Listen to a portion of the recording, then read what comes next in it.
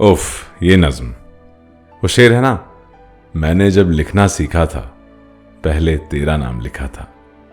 तो मैं ये कहूंगा कि जब मैंने पढ़ना या बयान सीखना शुरू किया था तो साहिर की ये नज्म बिल्कुल शुरुआती कड़ियों में से थी। अमिताभ बच्चन की आवाज में पढ़ी गई ये नज्म मुझे हमेशा से फैसिनेट करती थी। शायद मैं उसकी नकल भी करता था।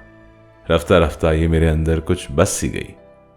साहिर की ये नज्म काफी मकबूल है और एक ऐसे ख्याल, एक ऐसे लम्हे को कैद करने की कोशिश करती है जिसमें किसी शख्स को खिलाफ उम्मीद भी एक उम्मीद होती है, एक कसक, एक आह जो दिल से निकलती तो है लेकिन हकीकत के सिल पर अपना सर फोड़ देती है।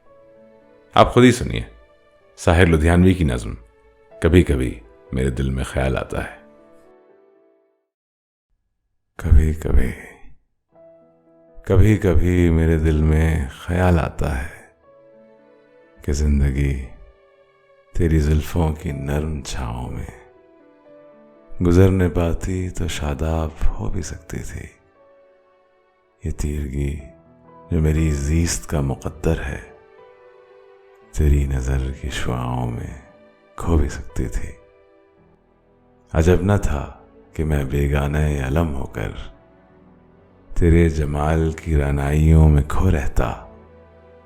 तेरा गुदाज बदन, तेरी नीमबाज आंखें, इन्हीं हसीन फसानों में महव रहता।